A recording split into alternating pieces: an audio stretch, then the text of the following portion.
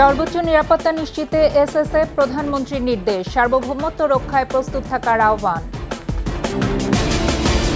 দুদকের কাজে সরকার হস্তক্ষেপ করছে না বললেন ওবায়দুল কাদের, রাজনীতিবিদদের আয়নায় মুখ দেখার আহ্বান। গণহত্যার বিচার কার্যক্রমে বাংলাদেশ রোল মডেল, ব্রিটিশ আদালতের রায় সার্বভৌমত্বের উপর আঘাত, বিশিষ্টজনদের অভিমত।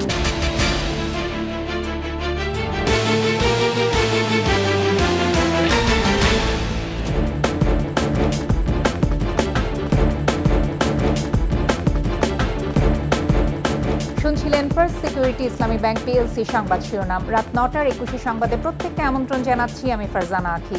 দর্শক, 21 টেলিভিশনের সংবাদ একই সাথে সরাসরি দেখতে পাবেন আমাদের ফেসবুক পেজ www.facebook.com/2124 অনলাইনে। জনসাধারণ থেকে দূরত্ব সৃষ্টি করে নয়, বরং জনসম্পৃক্ততা স্বাভাবিক রেখেই সর্বোচ্চ নিরাপত্তা নিশ্চিতে বিশেষ নিরাপত্তা বাহিনীকে নির্দেশ দিয়েছেন প্রধানমন্ত্রী শেখ হাসিনা। সকলের সঙ্গে বন্ধুত্বপূর্ণ সম্পর্ক বজায় থাকলেও দেশ আক্রান্ত হলে সার্বভৌমত্ব রক্ষায় সদা প্রস্তুত থাকার আহ্বান জানান সরকার প্রধান। বিস্তারিত জানাচ্ছেন আকবর হোসেন সুমন। রাষ্ট্র ও সরকার প্রধান সহ দেশি বিদেশি গুরুত্বপূর্ণ ব্যক্তির নিরাপত্তায় গঠিত স্পেশাল সিকিউরিটি ফোর্স এসএসএফ। 1986 সালে গঠিত রাষ্ট্রপতির নিরাপত্তা বাহিনী হয়ে উঠেছে অকৃত্রিম বিশ্বস্ত ফোর্স। সশস্ত্র বাহিনী, বাংলাদেশ পুলিশ ও আনসার বাহিনীর প্রেষণে নিযুক্ত চৌকস সদস্যদের সমন্বয়ে গঠিত এই বাহিনীর 38তম প্রতিষ্ঠা বার্ষিকীতে যোগ দেন প্রধানমন্ত্রী শেখ হাসিনা। রাজনীতির বড় শক্তি জনগণ থেকে বিচ্ছিন্ন না করেই নিরাপত্তা নিশ্চিতে বিশেষ নিরাপত্তা বাহিনীকে নির্দেশ দেন প্রধানমন্ত্রী। যে এই মানুষগুলির জন্যই তো রাজনীতি করি, এই মানুষদের নিয়েই তো পথ চলা, আর যাদেরকে নিয়ে দেশের মানুষের কাজ করি তাদের থেকে যেন কোনো মধ্যে বিচ্ছিন্ন হয়ে না যায়। মানুষের থেকে বিচ্ছিন্ন হলে কিন্তু আমাকে আর গুলি বোমা লাগবে না, এমনি শেষ হয়ে যাব। কাজে এরাই আমার প্রাণ শক্তি, এটুকু মনে রাখতে হবে। দক্ষিণ এশিয়ার গুরুত্বপূর্ণ অঞ্চল হিসেবে বাংলাদেশকে অর্থনৈতিকভাবে স্বাবলম্বী করার আশ্বাস দেন সরকার প্রধান। দেশটা হচ্ছে সবথেকে বেশি গুরুত্বপূর্ণ এখন দক্ষিণ এশিয়ায়, এবং সেদিকে লক্ষ্য রেখে আমাদের অনেক বিদেশি অতিথিরাও আসেন। কাজী আমরা আমাদের দেশটাকে আরও উন্নতভাবে এগিয়ে নিয়ে যাওয়া, সেদিকে বিশেষভাবে আমরা দৃষ্টি দিচ্ছি। এবং অর্থনৈতিকভাবে আজকে বাংলাদেশ অন্তত বিশ্বে একটা মর্যাদা অর্জন করতে পেরেছে। এখন আর বাংলাদেশকে কেউ সেই চোখে দেখে না যে বাংলাদেশ হচ্ছে দুর্ভিক্ষের দেশ।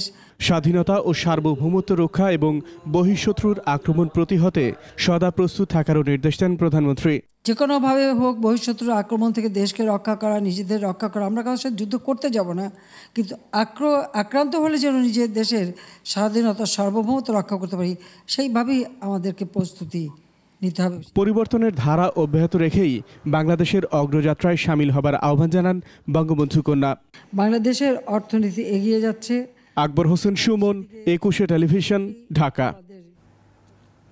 সড়ক পরিবহন ও সেতুমন্ত্রী ওবায়দুল কাদের বলেছেন, দুর্নীতি সব সেক্টরেই আছে, তবে দুর্নীতি যেই করুক না কেন সরকার জিরো টলারেন্স অবস্থানে আছে। দুদকের কাজেও সরকার হস্তক্ষেপ করছে না। দুর্নীতি নিয়ে কথা বলার আগে রাজনীতিবিদদের আয়নায় মুখ দেখতেও বললেন আওয়ামী লীগের সাধারণ সম্পাদক। মাহমুদ হাসানের প্রতিবেদন। শাহজালাল আন্তর্জাতিক বিমানবন্দরে বিআরটিসির বিমানবন্দর শাটল সার্ভিসের উদ্বোধন করেন সড়ক পরিবহন ও সেতুমন্ত্রী ওবায়দুল কাদের।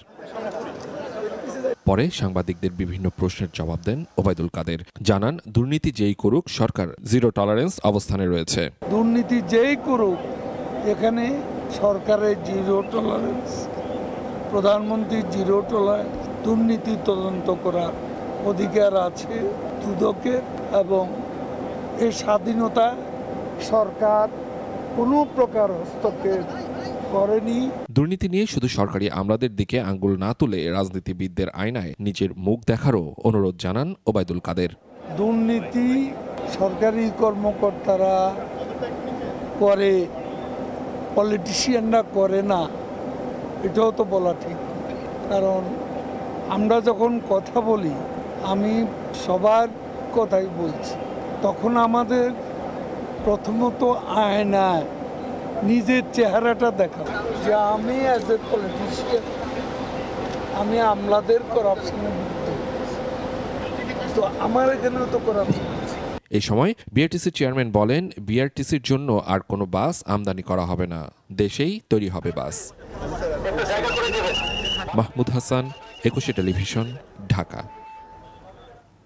বিএনপি চেয়ারপারসন খালেদা জিয়ার মুক্তির দাবিতে সকল মহানগর ও জেলায় 3 দিনের কর্মসূচি ঘোষণা করেছে বিএনপি। নয়াপল্টনে বিএনপির কেন্দ্রীয় কার্যালয়ে যৌথ সভা শেষে নতুন এই কর্মসূচি ঘোষণা করে মির্জা ফখরুল ইসলাম আলমগীর। এ সময় বলেন, গণতন্ত্র পুনরুদ্ধারে খালেদা জিয়ার অবদান, সংগ্রাম ও আত্মত্যাগ সাম্প্রতিক গণতান্ত্রিক বিশ্বে অতুলনীয়। পরিকল্পিতভাবে মামলায় সাজা প্রদান করে রাজনীতি থেকে দূরে সরিয়ে দেয়া সম্পূর্ণ বেআইনি বলেও মন্তব্য করেন মির্জা ফখরুল। খালেদা জিয়ার নিঃশর্ত মুক্তির দাবিতে 29 জুন ঢাকা মহানগর, 1 জুলাই দেশের সকল মহানগর ও 3 জুলাই সব জেলায় সমাবেশ করার ঘোষণা দেন বিএনপি মহাসচিব। 29 জুন শনিবার আমাদের নয়াপল্টন অফিসের সামনে সমাবেশ অনুষ্ঠিত হবে দেশনেত্রী বেগম খালেদা জিয়ার নিঃশর্ত মুক্তির দাবিতে। এরপরে হচ্ছে আপনার সারা দেশের মহানগরগুলোতে, সেখানে সোমবার যেটা হচ্ছে 1 তারিখ 1 জুলাই মহানগরগুলোতে এই সমাবেশ দেশনেত্রী মুক্তির দাবিতে সমাবেশ অনুষ্ঠিত হবে। এরপরে হচ্ছে 3 তারিখে সারা দেশের জেলা সদরগুলোতে তার মুক্তির দাবিতে সমাবেশ অনুষ্ঠিত হবে। বাংলাদেশে মানবতা বিরোধী অপরাধীদের বিচারিক প্রক্রিয়া নিয়ে ব্রিটিশ আদালতের রায়কে সার্বভৌমত্বের উপর আঘাত বলে অভিহিত করেছেন বিশিষ্টজনেরা। বিশ্বে গণহত্যার বিচার কার্যক্রমে বাংলাদেশ রোল মডেল বলেও উল্লেখ করেন তারা। যুদ্ধাপরাধী চৌধুরী মঈনউদ্দিনের পক্ষে দেয়া ব্রিটিশ আদালতের রায় পক্ষপাতদুষ্ট বলেও মন্তব্য তাদের। আদিত্য মামুনের রিপোর্ট। ৭১ মানবতা বিরোধী অপরাধে মৃত্যুদণ্ডপ্রাপ্ত পলাতক আসামি ব্রিটেন প্রবাসী চৌধুরী মঈনউদ্দিনের করা মানহানির মামলায় বাংলাদেশের আন্তর্জাতিক অপরাধ ট্রাইব্যুনালের নৈতিকতা নিয়েও প্রশ্ন তুলেছে ব্রিটিশ সুপ্রিম কোর্ট। ৭১ ঘাতক দালাল নির্মূল কমিটির সভাপতি শাহরিয়ার কবির বলছেন, বাংলাদেশের বিচারিক কার্যক্রমে কোনো সভ্য দেশ হস্তক্ষেপ করতে পারে না। উদ্দেশ্য প্রণোদিত এই রায়ে আশঙ্কার কিছু নেই বলে মনে করেন তিনি। আমেরিকাতে গুয়ান্টানামোতে যে বিচার চলছে, অভিযুক্তদের আত্মপক্ষ সমর্থনের সুযোগ নেই, যেটা ন্যায় বিচারের প্রথম শর্ত হচ্ছে, কিন্তু সেইটা নিয়ে কেউ কিন্তু কোনো কথা বলে না। সেটা আমেরিকার বিচার ব্যবস্থা এটা হচ্ছে। আমাদের দেশে অপরাধ হয়েছে, আমাদের দেশের অপরাধীদের আমরা বিচার করেছি, এটা সম্পূর্ণ আমাদের কপিরাইট। এইটা নিয়ে ব্রিটেনের আদালত বা অন্য কোনো আদালতের কোনো মন্তব্য করার এখতিয়ার নেই। এই এখতিয়ারের বিষয়টাই তোলা দরকার ছিল ব্রিটিশ আদালতে। জামায়াতি লবিস্টদের দ্বারা প্রভাবিত এমন ন্যাক্কারজনক রায়ের নিন্দা জানিয়ে অবিলম্বে সরকারি প্রতিক্রিয়া জানানোরও তাগিদ তার। এই যে বিদেশে যেসব যুদ্ধাপরাধীরা বসে আছে, তাদের পরিবাররা, সন্তানরা বসে আছে, যে লবিং করছে বিচারটাকে প্রশ্নবিদ্ধ করবার জন্য, এইটার পাল্টা লবিং কিন্তু আমরা করছি, সরকার করছে না। সরকারকে তো বলা দরকার ছিল, বারবার বলা দরকার ছিল। কিং চার্লসের সঙ্গে সে যখন দেখা করছে, হাইকমিশন থেকে পরিষ্কার বিবৃতি দেওয়া দরকার ছিল, এই লোকটা গণহত্যাকারী, বাংলাদেশে এই তার বিরুদ্ধে বিচার হয়েছে, শাস্তি হয়েছে। রাজার উচিত নয় এই ধরনের অপরাধীর সঙ্গে দেখা করা। আন্তর্জাতিক অপরাধ ট্রাইব্যুনালের সাথে সরাসরি যুক্ত থাকা প্যানেল বিচারক শামসুদ্দিন চৌধুরী মানিক বলছেন, আইনের আওতায় আন্তর্জাতিক মান মেনেই সকল যুদ্ধাপরাধীদের বিচার করা হয়েছে। ব্রিটিশ সুপ্রিম কোর্ট তার তো অন্তত এই ব্যাপারে এভিডেন্স নেওয়া উচিত ছিল যে ন্যায় নীতি অনুসরণ করেছে কিনা। যুদ্ধাপরাধী হিসাবে অনেকের ফাঁসি হয়ে গেছে, অনেকের বিচার এখনও চলছে। ট্রাইব্যুনালে তারা সাজা পেয়েছে, তারপর তারা আপিল করার সুযোগ পেয়েছে, আপিল বিভাগে আপিলের পরে আবার রিভিউ করার সুযোগ পেয়েছে। তারা সব সুযোগই পেয়েছে, যে সমস্ত সুযোগ অনেক আদালত অতীতে আপনার ইস্যু দেয়নি, নুরেমবার্গ আদালতও দেয়নি, বা টোকিও ট্রাইব্যুনালও দেয়নি, বা এখন যে আইসিটি আছে সেখানেও সেই সব সুযোগ নেই, যেসব সুযোগ আমাদের এখানে দেওয়া হয়েছে। যুদ্ধাপরাধের বিচার প্রক্রিয়াকে প্রশ্নবিদ্ধ করতে চৌধুরী মঈনউদ্দিনের এমন চাতুর্যতায় বাংলাদেশে যুদ্ধাপরাধ সহ কোনো বিচারিক কার্যক্রমে প্রভাব রাখবে না বলেও মনে করেন অবসরপ্রাপ্ত এই বিচারপতি। প্রিভি কাউন্সিল হিসাবে বিচার করছে, ভাবটা তো তেমনি। তারা তো আমাদের দেশের আদালতকে কাঠগড়ায় দাঁড়া করতে পারে না। আমরা তো তাদের এই রায় আমরা ছেড়ে ফেলে দিতে পারি, এটা আমাদের জন্য কোনো বাধ্যবাধকতার কিছু নয়। গণহত্যাকারী অপরাধীদের আশ্রয় প্রশ্রয় দিয়ে মানবতা বিরোধী অপরাধকে সমর্থনের নামান্তর বলেও মত তাদের। এদেরকে যদি তোমরা প্রশ্রয় দাও, কালক্রমে তোমাদের দেশ তো আর সভ্য দেশ থাকবে না, এগুলো হত্যাকারীদের অভয়ারণ্যে পরিণত হবে। আদিত্য মামুন, 21 টেলিভিশন, ঢাকা। সময় হলো বিরতির, যখন ফিরছি তখন অন্যান্য খবরের সঙ্গে আরো যা থাকবে। বগুড়ায় ছাদ ফুটো করে পালিয়ে যাওয়ার 1 ঘন্টার মধ্যেই 4 কয়েদি গ্রেপ্তার, তদন্ত কমিটি গঠন। 4:21 সংবাদ। বগুড়া জেলা কারাগার থেকে পালানোর 1 ঘন্টার মধ্যেই গ্রেপ্তার হয়েছেন মৃত্যুদণ্ডপ্রাপ্ত 4 কয়েদি। মধ্যরাতে ভবনের ছাদ ফুটো করে পালিয়ে যান তারা। ঘটনা তদন্তে কমিটি গঠন করেছে জেলা প্রশাসন। জোরদার করা হয়েছে কারাগারের নিরাপত্তা ব্যবস্থা। বগুড়া প্রতিনিধি একে আজাদের প্রতিবেদন জানাচ্ছেন খুরশিদ আলম মুকুল। মঙ্গলবার রাত 3টার দিকে বগুড়া কারাগারের ভবনের ছাদ ফুটো করে এবং প্রাচীর টপকে পালান 4 কয়েদি। সঙ্গে সঙ্গে কারাগারের আশপাশে অভিযানে নামে পুলিশ। ভোর 4:15টার দিকে শহরের চেলুপাড়া চাষি বাজার থেকে তাদের গ্রেপ্তার করা হয়।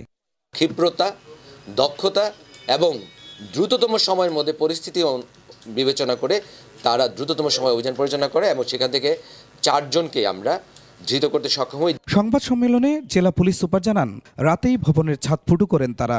পরে বিছানার চাদরকে রশি বানিয়ে প্রাচীর টপকে পালিয়ে যান। তাদের পরনে কয়েদির পোশাক ছিল না। তারা এক ধরনের সিঁড়ির মতো ব্যবহার করে তাদের যে প্রিজন সেলের যে ছাদের একটি প্রান্ত সেটি এক পাশে সেটিকে ফুটো করে তারা সেখান থেকে তারপর জেলখানার পাঁচিল টপকে তারা পালিয়ে যাওয়ার চেষ্টা করে। ঘটনার পর অতিরিক্ত জেলা ম্যাজিস্ট্রেট ইমরুল কায়েসকে প্রধান করে 6 সদস্যের কমিটি করেছে জেলা প্রশাসন। তাদেরকে আমরা নির্দেশনা দিয়েছি যে আসলে কিভাবে ছাদ ফোটা হলো এবং নিরাপত্তার কোনো কোথাও ঘাটতি ছিল কিনা বা কারাগারের যে অভ্যন্তরীণ নিরাপত্তা সেখানে কোনো ঘাটতি ছিল কিনা ইত্যাদি এই বিষয়গুলো পুঙ্খানুপুঙ্খভাবে ফাইন্ডিংস আকারে আমাদেরকে দেওয়ার জন্য। হত্যার দায়ে মৃত্যুদণ্ড পাওয়া 4 কয়েদি হলেন কুড়িগ্রামের নজরুল ইসলাম মঞ্জু, নরসিংদীর আমির হামজা, বগুড়ার ফরিদ শেখ ও জাকারিয়া। গ্রেপ্তারের পর তাদের গোয়েন্দা কার্যালয়ে নেওয়া হয়। এই 4 জনই হচ্ছে তারা বিভিন্ন হত্যাকাণ্ডের সাথে সংশ্লিষ্ট ছিল এবং যার ফলে তাদের মৃত্যুদণ্ড হয়েছে। খুরশিদ আলম মুকুল, 21 টেলিভিশন। ভারতের পাশাপাশি মিয়ানমারের সাথে উদ্বৃত্ত কৃষি পণ্য আমদানিতে শিগগিরই চুক্তি করা হবে বলে জানিয়েছেন বাণিজ্য প্রতিমন্ত্রী আহসানুল ইসলাম টিটু।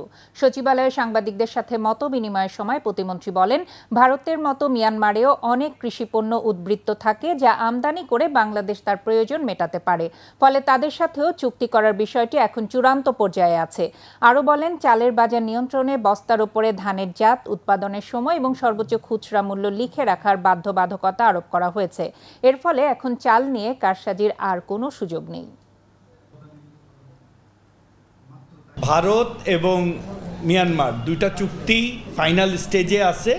আমরা মন্ত্রণালয় পর্যায়ে চুক্তিগুলি দুই সরকারেরও মতামতও আছে।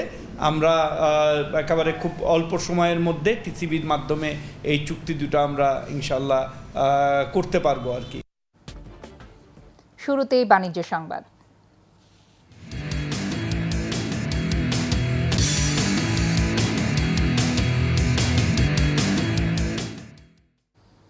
এনআরবি ব্যাংকের 8টি উপশাখার আনুষ্ঠানিক উদ্বোধন করা হয়েছে। বুধবার প্রধান কার্যালয়ে আয়োজিত অনুষ্ঠানে অনলাইনের মাধ্যমে এনআরবি ব্যাংকের চেয়ারম্যান মোহাম্মদ মান্তাবুর রহমান উপশাখাগুলোর উদ্বোধন করেন।